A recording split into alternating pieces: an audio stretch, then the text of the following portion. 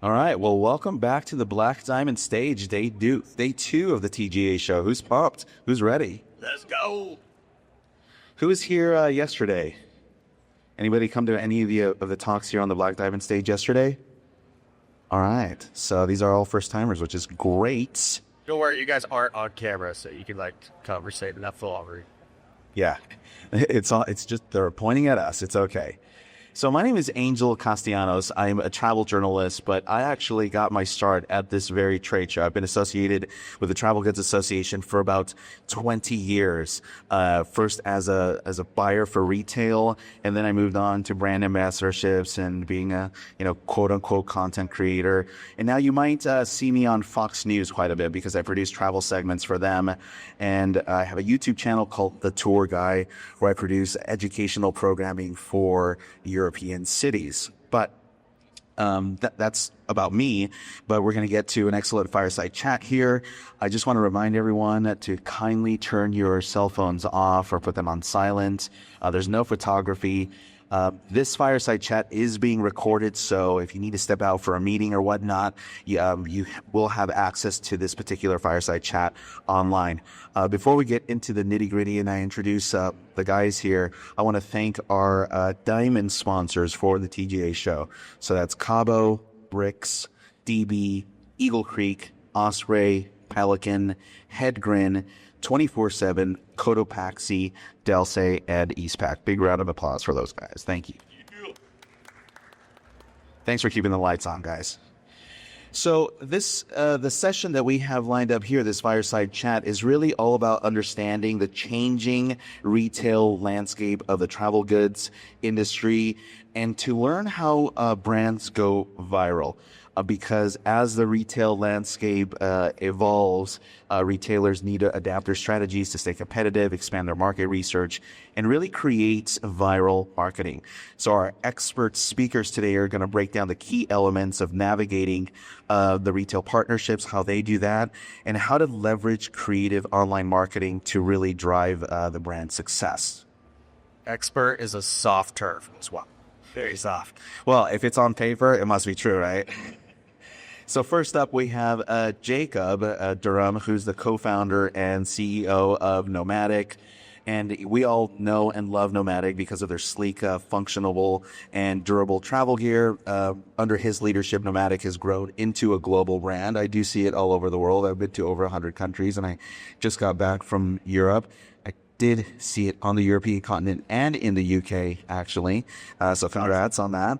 And they're really recognized for their innovative designs and multifunctional products that cater to the needs of the modern traveler who have lots of technology, lots of gear that needs to be not only protected, but really well organized. So, Jake, appreciate you. How are you? Happy to be here. And next to me, we have James Atkins, who's the marketing director of NOMATIC, known for driving the brand growth and digital marketing, storytelling, consumer engagement. His expertise in social media, influencer collaborations, and viral campaigns has strengthened NOMATIC's presence and building a really loyal community of world travelers like myself, entrepreneurs, and creatives who rely on their innovative gear. I wouldn't be able to do my job without my gear, but you guys kind of helped me along with the process. So much appreciated. So please welcome James and Jacob to the stage. They're already on here, but we're just going to welcome them again. Thank you, guys. All right. So let's have a little fireside chat here, guys. I have some questions here and first we want to get into the changing landscape of retail, right? I think my first retail job was in the late 2000s, and travel and retail have just changed dramatically. What do you see are the biggest trends on how travel products are sold today compared to the way they were even pre-pandemic? Well, I mean, for us, we're a digitally native brand. So we started on crowdfunding campaigns with Kickstarter and then went over to, a .com with Shopify. It's only as it was the last 3 years, we've been rolling into retail a little bit more, especially on the travel side. So we work with like Dillard's. We do some stuff with Costco, specifically on the travel side. So we have a little bit different of a situation coming in on the back half of the travel changing landscape than a lot of other brands.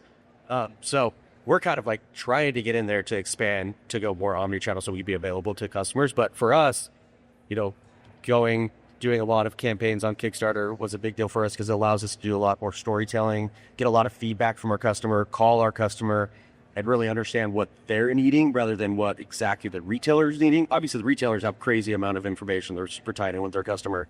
But for us, we just went straight to the customer to then grow the business to be able to facilitate, working with retailers and seeing how that goes. You know what I mean? So has starting out as an online business first helped you in the brick and mortar retail business that you're now trying to go like top down into? Yeah. I mean, for sure, you can talk to them. Yeah, for sure. I worked at a different business before being a NOMATIC, and they focused so much on wholesale. And then when other brands started popping up online, the buyers were dropping them because they didn't have an online presence. Then they went back, created online presence for 5 years, and now the stores are wanting them back in. So there's this process of building brand outside of the wholesale that pulls customers into their stores. And we hear that. We were in photography. When we go to photography shows and talk to photography store owners, they say people are coming in asking for the McKinnon NOMATIC bags. Do you guys have those? So by having that presence, they're really excited because we're pulling customers into their stores. The online presence is massive.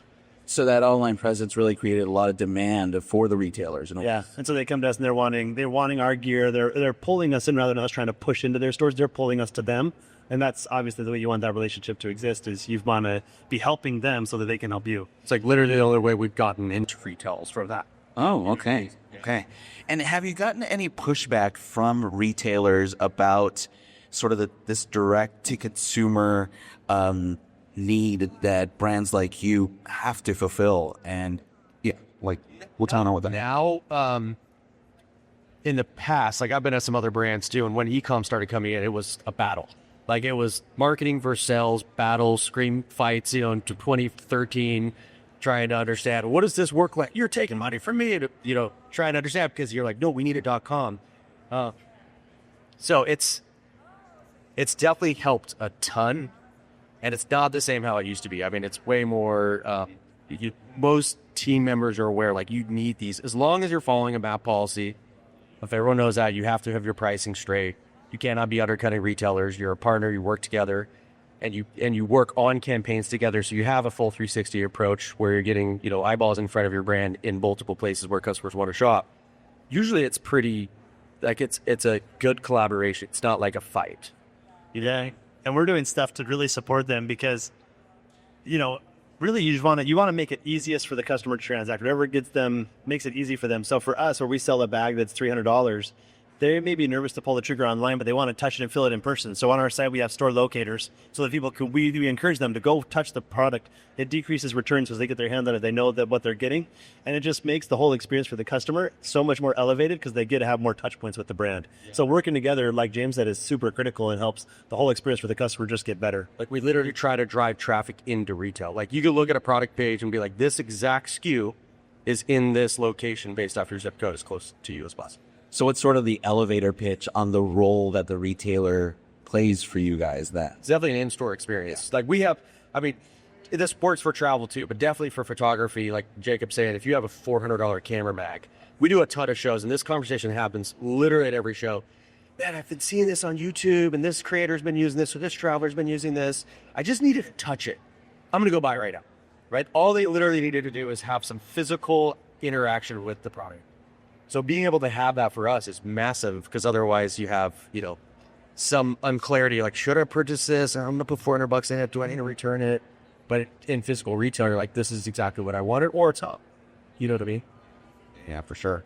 Now, since you guys are both online and connected to the retailers, you have a lot of insight into the consumer behavior.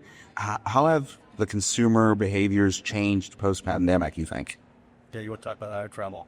Yeah, I think that post-pandemic, it's been interesting in the travel industry, especially. Like, this was what was hit most through the pandemic was the travel industry. And pre-pandemic, you probably know better than me, but there was hundreds or thousands of mom and pop travel stores.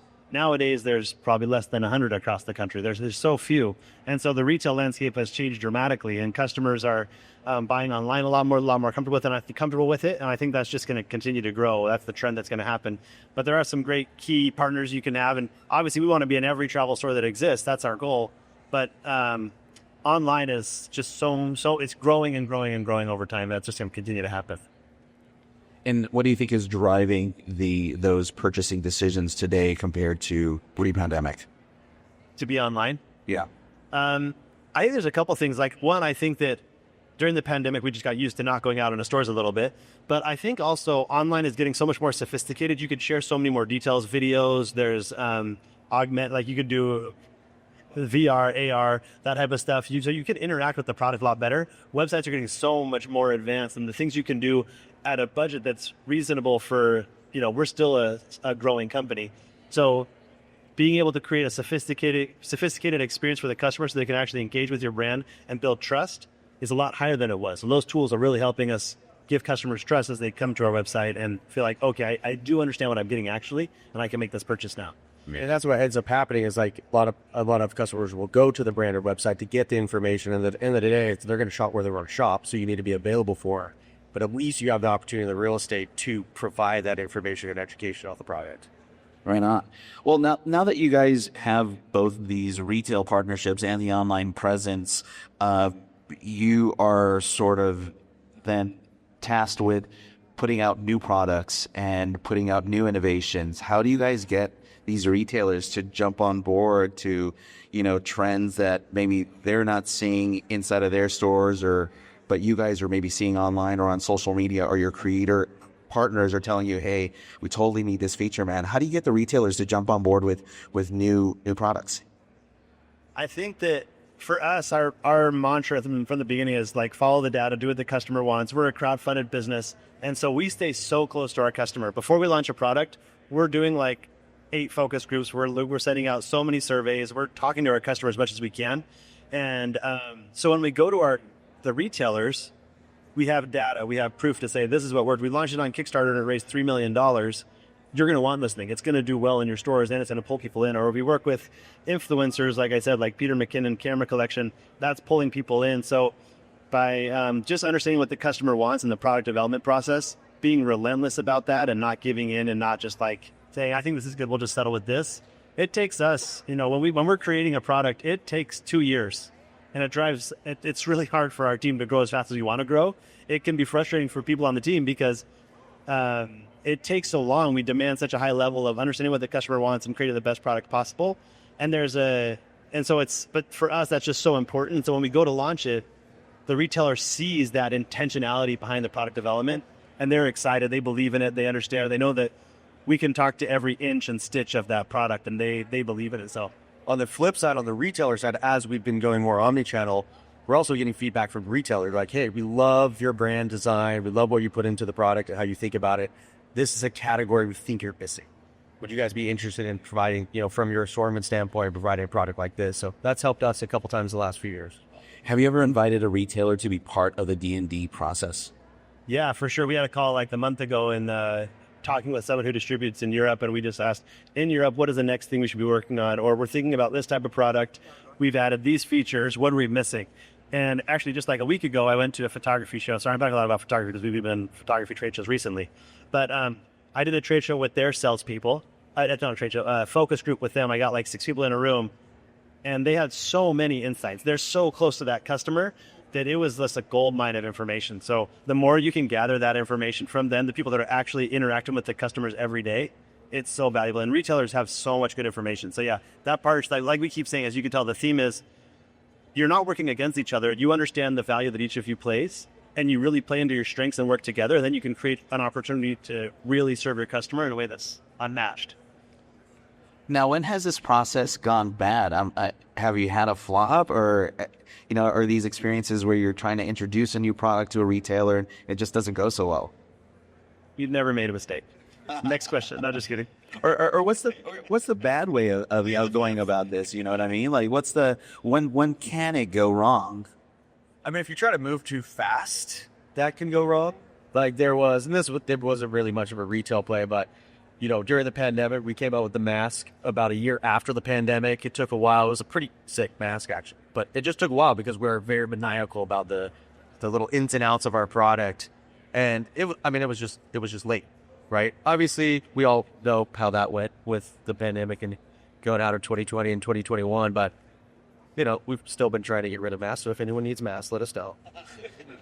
And that's a small example. But I think, there can be flops. I don't have anything specifically on that. But going back to the last thing, what I've learned over the years that's really unique at NOMATIC is really the conversation of open communication we've been with all assets of input. Like, there was the reason why we're apparel is literally because our customer told us to apparel. We surveyed 10,000 people. We called 300 people. Literally just last week, Jacob has called at least 2 customers. Like, we're constantly reaching out to our customers, and customers are also constantly reaching out to us. So you're like, hey man, I would love if you do this. So being open to that form of communication, obviously you need to distill the information down and make the best decision for your brand and for the customer. It's really easy to kind of get thrown in sideways when you have so much input coming in. But if you are open to that communication, it's at the other brands I've been at, you'll do focus groups sometimes, but not to the level like that these guys have set up in NOMATIC, how often we talk to customers. So then once a brand like yours is in the retailer, how do you grow your presence, not only like on the retail floor, but also on that retailer's website, on that retailer's social media? How do you guys then start to grow that? Like, the first thing is, those that are in retail or that are at a brand, like, you have to make sure that you arm the gatekeeper of the sale with the information they need to have. That's, the salesperson on the floor. They're not going to sell your product. They have no idea of what they're selling. So training is super important. Stopping by the retailer, stoking them out, hooking them up. There could be an online version of training. I mean, you for as a buyer, that whether it's Best Buy or somewhere, the big organizations have online training. Some of the small ones, sending videos to them on an email, be like, hey, we're just opening up with you guys, showing them at trade shows where the buyers go. Arming the gatekeeper of the sale is like one of the most important things you could do in retail. And then obviously, how do you show up at retail, right? You get a peg, great, that's awesome. If you get some graphics, awesome. If you get on an email, the digital side's a little bit easier because you just work with like their digital content manager. We have a digital asset management system that's pretty intuitive to get all the assets they need. And then we'll work with that partner to, hey, this is what we're learning on our e-com side. But this, this A+ content or this video or this stop motion or a video Jacob talking about the top 3 reasons why the travel pack is going to be your favorite bag. Like, these convert really well. And so if we could pass on that information to the retailer, they're stoked, right? So in person and online, there's like slightly different type of people you're working with. And obviously that in-person one is harder to scale, right? Online training is good, but going into every retailer is like, that takes time. But they're so important. Like, you go train a door, I guarantee you'll see like a 200% increase in sales. It's wild. Yeah, one thing that James I think is really important. We went to 2 different stores once, and one store was crushing it with NOMATIC sales, like 10 times what other stores were doing. And I went to another, and they were like, I just can't sell your bags. I don't know what's going on. Wow. Really? So to his point of like arming the gatekeeper of the sale, I was like trying to figure out what's happening here, because I seem like they should be also do the same thing. Turns out all the people at the one store that were doing well owned and used NOMATIC bags. So they had already used it. They understood how to talk about it. They understood how to sell it. They understood why it was great. The other place, they hadn't gotten into our bags yet. So we started doing employee gifting programs where if you sold it 2 NOMATIC bags, you get a free NOMATIC bag. So there's ways to earn into it. And so by giving opportunities for the salespeople, the gatekeepers, to get their hands on the products, use them and touch them and feel them, then the salespeople are like loving it. They're talking about it. They know how to talk about it. That's a big deal. Yeah. I love that you guys use the word gatekeeper. On the sales floor, I never would have thought of myself as a 19-year-old guy, like being a gatekeeper, but I was treated like that by the brands that were successful on our retail floor. So that makes a huge difference. So then, is there an expectation by some of the bigger retailers for brands who are trying to get into their stores to have a huge online presence now, do you think? Yeah, I mean, you have to drive awareness somehow, right? Like, if we're working with Dillard's, and we've been more than just testing, but the first program we did with them was like a 90-store test, and we've rolled out to more stores. But they wouldn't have talked to us if they haven't seen any success we've had on, whether it's Kickstarter, Aurora.com, or seeing us on, the various amounts of creators that we work with, or seeing our social handle. seeing whitelisting ads. I mean, it's like the full 360 amount of marketing you have to do just to, and it's not even marketing, it's literally just brand to get in front of them. They're like, this is an emerging brand. We feel the energy. We need them in our store. We're going to miss out on this opportunity if we don't pull them in the store. So let's do a test. Great. Test went great. Let's roll out some more doors. Great. What else can we do? Yeah, man. So is there still room then for, if somebody's an emerging brand sitting out there, is there still room for them to come up and have the success that you guys have had? For sure. Yeah. Yeah. Never say no. Okay. All right. You got to do the example, right? I think Peter Pan said that. Right. Okay, so what I love about you guys is that you create such good online marketing tools, and some of it goes viral, and it's, you guys are like really great at that. What are the elements of some of that viral content that you guys are putting out, because it's so good? Viral is also one of those itchy terms we don't like to use because it just feels, it's just such a, So let's call it shareable. Share, yeah. Because like viral for us is probably different than viral for a much bigger brand. It's like, can we get 10x the engagement, right? So the numbers are always different. Lots of testing, lots of nerding out to try to figure out what works.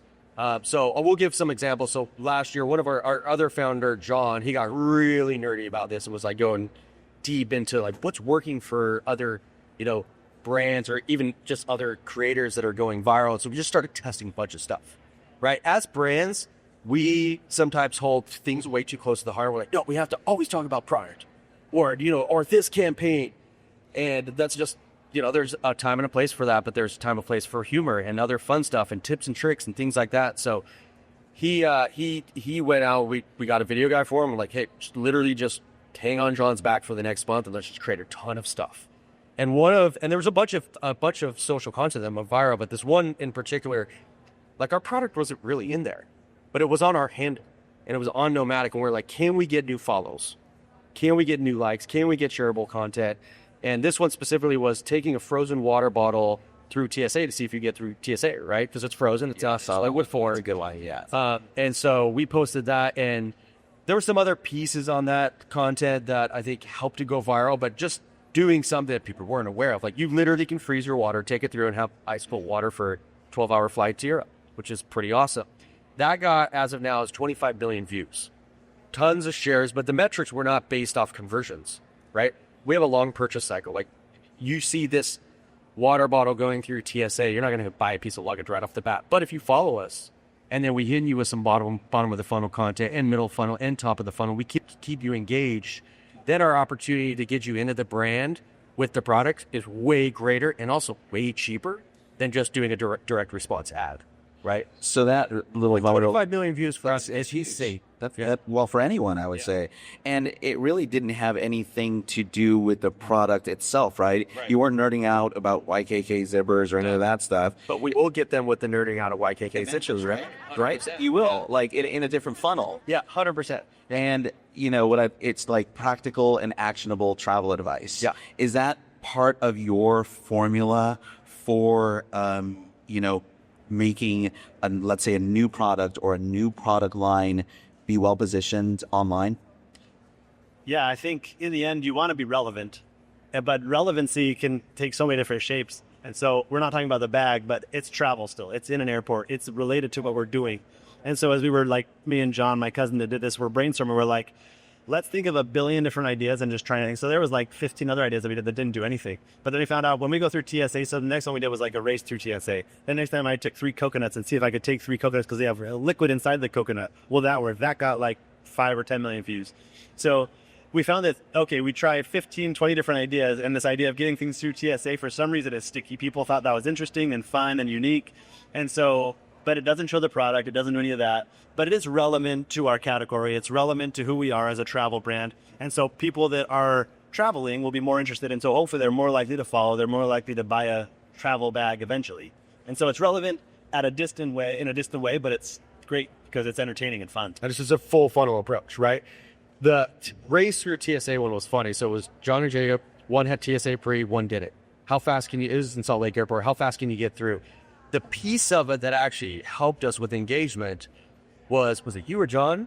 John said it. John accidentally said that his TSA pre or Jacob's TSA pre cost $200.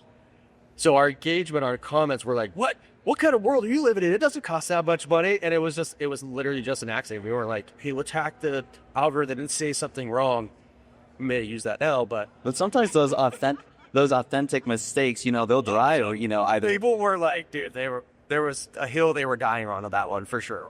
I bet. Now, what I'm hearing are a lot of elements of storytelling. And yesterday here, we were talking about how storytelling is great because it can be an actual revenue driver. What are those, if you had to give like 3 elements of your storytelling, what would they be? Well, real quick on the revenue driving thing, that the frozen water bottle going through TSA for 25 million views, it cost us literally like 2 tickets to Denver. It's like $80, $160 because it was 2 flights. For 25 million views. For 25 million views, and that equals up with, because it's such a top funnel, it's, as of now, it's about $500,000 in media value, right? For $160.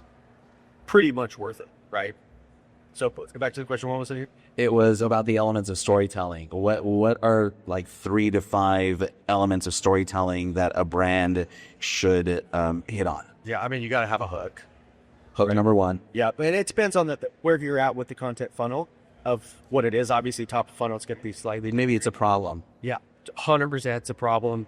And if it's an advertising, we'll hit, like we had some pretty fun ads recently. We did the Luggage Corp. I don't know if did anyone see Samson are here? Sorry. There's no gorillas in the... Let's make sure to edit that one out. But we did a fun campaign was Mr. Samson and Mr. Knight. We're really mad at NOMATIC for coming out with our new method luggage because it had the triangle of, it was lighter, you could pack more, and it was just as durable as any other luggage. And we did a whole content series. It was a narrative of like 14 videos. And so we did a lot of testing, and each video was like different hook, different value prop, different time length to see what worked, right? And so we've came down to what has actually worked, but it was all based off that content priorities of what we need in each piece to tell us what's actually going to work for it. So if you haven't seen it, it's pretty funny content. So then are you seeing any trends on like TikTok and Instagram that have helped you create that shareable content? Or are there trends that you see coming up that you're going to lean into? Like all of it. Yeah, I mean, and it's also so fast changing. So obviously it's very stressful because you have to not get sucked into the 6-hour late night TikTok scroll zone that some of us do. May have a problem right now, guys. I need help. But you're like literally looking for like what's trending, what's happening, and some of the stuff, like especially when John went like just super deep in it, we were getting ideas. It wasn't exact ideas that we executed, but it was the concept of like, hey, this piece, and then 5 seconds later, it's you do this, and then you hit its hook, and then you hit him with this offer. There's a formula. The formula is always changing. Not crazy fast, not every week, but with TikTok and short form, it's been changing a bit. So yeah, we definitely follow that stuff. Yeah, I think that those trends that come and go, we do hop on those. But the things that have done best for us where we're actually not doing those things, like doing this frozen water bottle through TSA. It's just so unique and different. And you wonder, will this work? Like it feels, as you're watching, you're like, is he going to get caught? Is someone going to yell at him? Like the trends are really good. And I think it's good to be part of those things going on in social because I do get some action.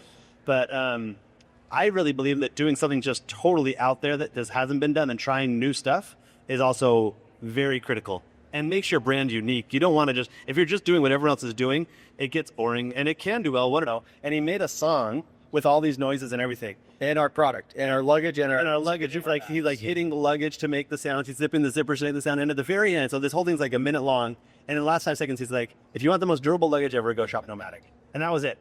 And that video's done so well.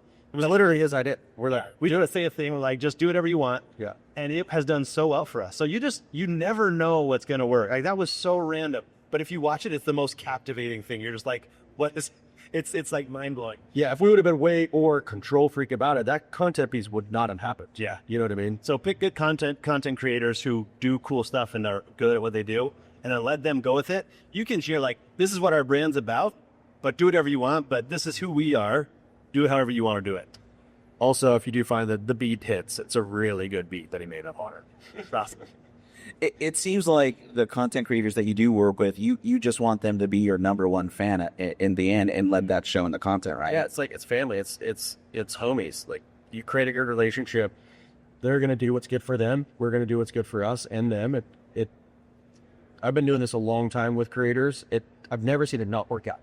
If you go at it with that approach rather than like a business transactional, we need you give us, you know what I mean? Like it works much better. The audience sees it so fast.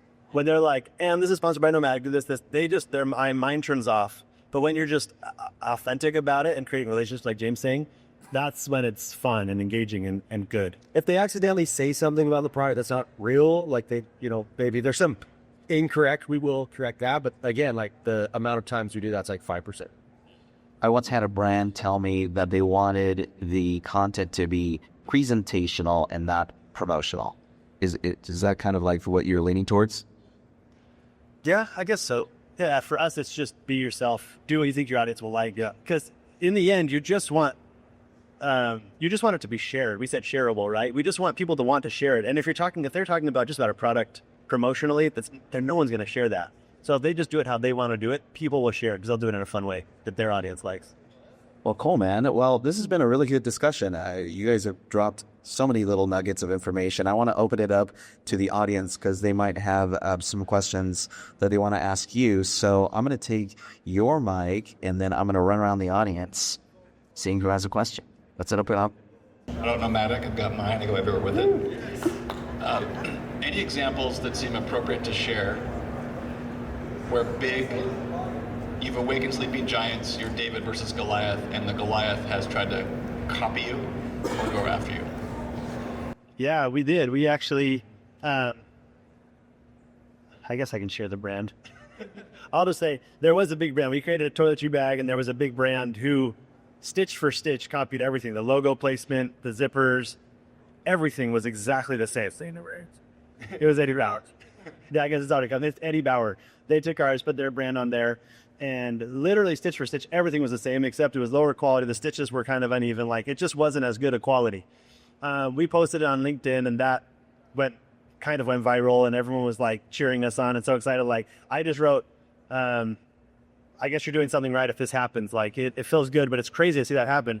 And so, yeah, I mean, it's happening. It's happening. It's fun to see that. It's what did they say? Imitation is the greatest form of flattery.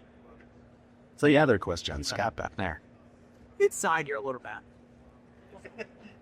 About creators, how many different creators do you work with, I guess, at any given time? And at what point do you decide that you need a fresh face, you need another creator that's maybe going to hit a different demographic?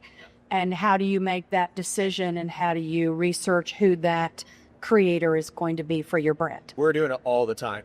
Part of it is opportunity based, right? Like, we put ourselves out there a lot of times just to make sure we're in front of people so we can make those relationships or connections. So we do a ton of shows just to be able to get in front of people. We do a lot of YouTube events as well. Sometimes on the new customer side, a lot of it has to do with like product introduction. What are we coming out with? Is there a colorway that is maybe more marketable to a different demographic? Or is there a new country we're trying to enter into? The number of creators, like, we don't have a set number, right? Obviously there's a limit you could do just by the amount of hours you're working on during the day that you can work with. There's a couple of different ways we break it down though. So there's like the top level creators that are a little bit bigger, that we create relationships. It's like, hey, I'll text you right now type of friend. Then there's going to be kind of a little bit more, probably a lot more people that are scalable that we'll do through some different platforms like Impact or Aspire or things like that. They were like, hey, let's just throw it out there. We want to target, say, female photographers, wedding photographers, for example. Let's do this trade show, and then let's throw this out as a campaign just to get relationships going, because you can't just go and cold outreach every single person. We will cold outreach. I'll give you an example in a minute about that. But hey, for this campaign, we do want to find 30 people that we create relationships and see, can we get 10 that actually work with us on this from an authentic level? We are a much smaller brand, so we do get capped out on how much we can do. But at the end of the day, even being a smaller brand, our output has to still be in competition with the bigger brands that have 20 times more of the team and 20 times more of the budget, right? So you do have to be pretty strategic about how you are spending your money and your time, because the output's the same. It's just the difference is we're not spending $30 million on this ad campaign. We're spending $300. You know what I mean? So it's not a set number. Sometimes we will come out with a number like, hey, we're launching this new luggage. And we think it's definitely more gender neutral than the luggage we've had in the past. We want to find 100 different creators that do X, Y, and Z. And so we'll go after that. Some we will just reach out cold, like on Instagram. Some will get connection, like you may get a friend we see that works with them. We're like, hey, yo, can you make a connection with us real quick? One of our big creators that we work with right now, our director of growth, was listening to his podcast, and he was like an up and coming podcast. And so he's like, hey, what do you think about reaching out to scouts? Like 100% our core customer. It's like, yeah, shoot him a DM. Shot him a DM. The dude's like, dude, I know who you guys are. I'd love to work with you. He's our number one referrer right now. It's Chris Williams of the Modern Wisdom podcast. We also have his drink company. It's a nootropic productivity drink in our booth. If anyone needs some pick V ups, come over to the NOMATIC booth. But that was all from our director of growth, who at a lot of companies, you wouldn't be like, hey, yo, you could just go reach out to this guy. It's probably going to cost some money, but let's, see it. No, the community manager has to do this. It's like, yeah, call, see if he's down to work with us. And now it's like, we don't even have to ask this guy to post about us. He's like literally trying to, he's just like, takes a photo. He's got a big following now. He's like, I don't know, quadruple at least in followers since we started working with her. He's like, best bag I've ever owned. He didn't ask him to do that, right? It's just because of that relationship. You're going to be capped out at that level of different creators you can work with. The other one, because our product is a little bit more pricey, like working with an upcoming wedding photographer and giving them a $300 bag, they're freaking pumped. And they'll, like, honestly, will give you more stuff than the big creator that you pay money to work with. You know what I mean? They're just pumped. You're like stoked. Like, I'm working well, no matter. Oh my gosh, this is amazing. And you're also able to like empower them to be able to build their career. Because then on their, resident, or like, hey, I worked in NOMATIC on this campaign. You know what I mean? Bye. Did that kind of help a little bit? Yeah. Question here. One more real quickly regarding the travel lifestyles. You're talking to your European partner about a collaboration with them. And do you see a lot of differences between European and Asia and America travelers? And based on what you're trying to do with your new lineup or new ideas for products? Product-wise, there's clear differences of like airline restrictions and stuff like that. Like there's very clear restrictions there that you have to be smart with. As we work with different customers, different influencers, or different people in different areas, I don't know, the underlying principle remains the same. Like in the end, you just want to be friends. You want to create good relationships. But it's when you go into a different country, having people like that is amazing because the culture is different. I can't create content that will do as well in China or in India or in Africa as it would do in America because I understand our culture here. I don't understand that culture as well there. So having people that are in tune with what's happening, they understand it, is so critical.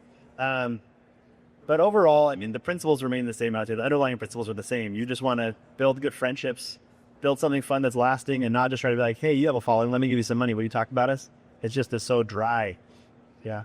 We're also such like a globalized world now, right? Like when we were all growing up, saying like 70s, 80s, 90s, traveling was so different. You can actually go to some small city in Slovenia and it was like actually different apparel. They were wearing Booba tracksuits, or whatever it is. But trends with social media and everything is like pretty much across the globe. Some of like apparel is a lot different, right? 'Cause some of the difference is going to be fit, just because our body types are different. But with bags and things like that, there may be small similarities on the product side, but a lot of it's like pretty much the same. We all have phone, we all have the passport, we all have money. We need to put somewhere. We need something for water or whatever it is. So it's a lot different than it was 30 years ago with travel. Got time for one more. Anybody else? Sure. Yeah, go ahead. Do we have another question? I want to bring up another viral moment, which I thought was interesting. I mentioned something earlier about just putting yourself out there, right? A lot of brands tend to overthink a lot of things and make it more complicated than it should be, right? The will's created, the will's out there. There's a formula that you just need to kind of follow and keep things simple. So, keep things simple, stupid, whatever that saying. Keep it simple, stupid.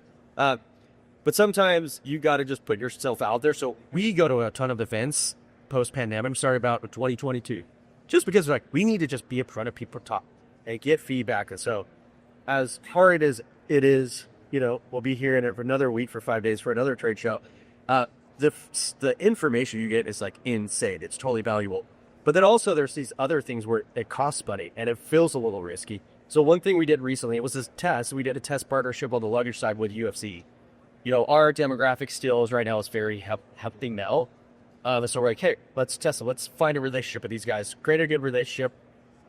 Little brand insight here. To get a good deal, we hooked up a lot of people of UFC so that when we went over there, like it was like super fans, right? Like NOMATIC on their big screen. They're like, dude, I love this backpack. Like, honestly, this is the best backpack I've ever had in my life. See, backpacks, all this. Yeah, it was very strategic. It wasn't just like, hey, let's just hook up people and just work with them. No, it's like, we want the vibe and the energy internally over there to work because we're a small brand and we cannot afford, you know, Black Rifle coffee money with these guys, right? And so we did this test with the last fight, UFC 313. We had Bruce Buffer on stage talk about us. We did a giveaway with them. On the broadcast, they talked about it 5 times, right? NOMATIC, win a trip to this next one. We did a couple social posts and things like that. But we got really lucky, and I'll tell you why it's important to put yourself out there. This was not a planned viral moment for us. But because we were, as part of that deal for 313, this last fight, we were on the main card. When they read the decisions, they said, this decision brought to you by NOMATIC. It's not part of the plan. But on the social post that they posted, our logo was literally in the middle of the social post. It said NOMATIC going down vertical, sideways. We knew they were going to do that. We would have sent them a different lockup. So it wasn't sideways. They just did it, right? And that post alone, so it was the 2 main card fighters, because it was kind of not much of an upset, but kind of an upset. That post with our logo right in the middle had at least 200 million impressions. UFC posted it, ESPN posted it, SportsCenter posted it, UFC Australia, New Zealand alone posted it. That was 880,000 views the first day I saw that. Not in the travel world, not in the photography world. But everyone travels. Everyone's looking for experiences. And even out the locations where UFC is, like 70% of the people that go to those fights travels, right? But it's the demographic that we are trying to get in front of. It's not like a bunch of like, sorry to say this, but like meatheads watching UFC. No, it's like literally people like me that I love traveling for experiences. I like watching, you know, different type of athletes doing different things. But that moment right there was not planned. It was just the fact that we made a good relationship with the UFC. We put ourselves out there. The post went out. Again, we did not know that our logo was going to be in the middle of the post, and it got shared. I mean, like literally to have our logo shared by ESPN or SportsCenter, like, dude, that's like probably 500 grand a low. You know what I'm saying? Yeah, that's like Barstool Sports kind of level, right? Yeah. And that night, so when it happened, we're like, oh my gosh, they posted it. Oh my gosh, they posted it. Look at our logo. So those types of things are hard because you're like, well, what's the value of that, right? Like you can't look at it from a direct response standpoint, but our logo got in front of a ton of people. And if we could keep that going, get our logo in front of 4 people, get our product in front of people, work with this YouTuber, work with this. Over time, they're going to be comfortable with your brand. And then when they are in the consideration to buy luggage, buy a backpack, our hope is that we're in their consideration set. That's how you win on a cheaper model than the direct response model. You know what I mean? Yeah, winning on storytelling, winning on relationships. Comfort, trust, like, yeah. But you guys are awesome, man. So much respect. You guys dropped so much knowledge for us today. Let's give it up for James and Jacob from NOMATIC.